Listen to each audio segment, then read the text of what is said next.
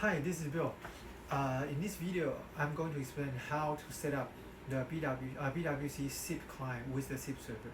In the previous video, you guys see how the SIP can work with BWC and in other mobile phone. And probably in the future, you can not in future, probably you can use your scenario with your SIP server or your SIP device. So let's start how to set up the BWC for the SIP client. For the BWC, you can see there is a place the same like your setting. Here you press the setting, you swipe. There's a place called SIP calls. There are three sections. The first one is that if you want to dial automatically when you open the BWC, you can toggle on. And the second one is the setting we are going to explain. The third one is very important. You should remember it's the conference room numbers. In this scenario, we set to 3000. You will see in the software settings, and then let's log out first.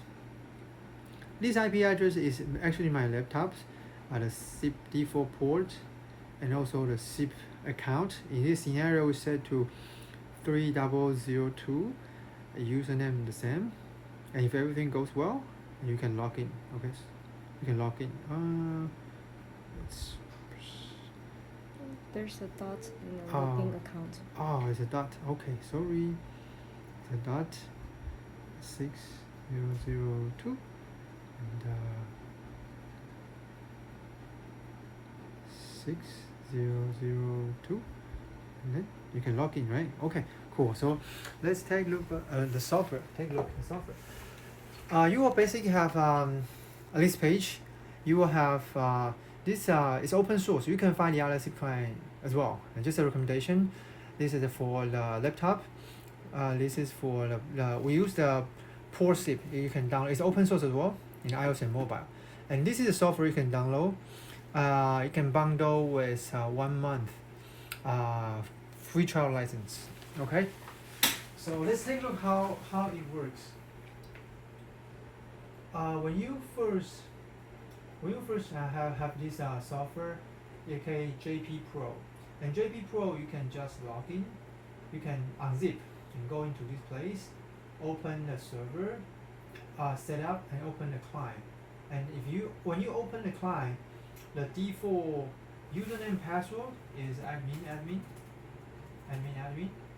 Its username is default admin, and you can using server client infrastructure as well. So which means that if you open a client, you can input your server IP address. You can still do a remote login.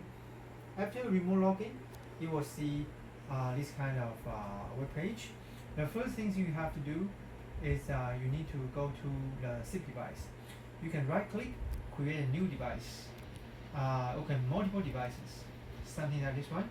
And in this scenario, I create like 5 devices, 5 SIP accounts with their user and password. After you create the devices, and then you have to go to the sections. Device, audio source, SIP device. Create device and go to sections. And these sections is the conference room. As you can see in the beginning of this video, this room number is 3000. Let's delete it and we can create from the beginning. Okay, I have to start the sections and delete. How can you create your first sections? It's over here, create sections. And then set to 3000 is the default. And sorry.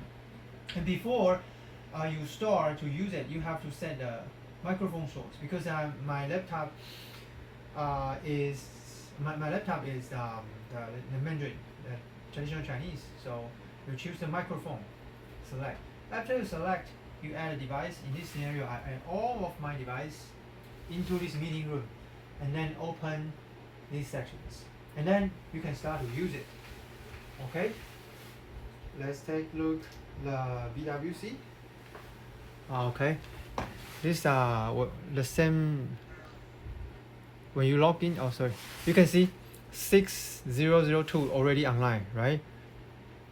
So that's how it works for the BWC with the SIP server. After you log in, you can use your Port SIP is to log in 6001, and use your SIP phone, log into 6003. Another BWC, log into 604. So you can multiple communicate in the same sections. The idea is that, like this one, okay? So it's basically how it works for the BWC SIP client with the with the SIP server. If you have any questions, please feel free to let us know anytime. Thank you.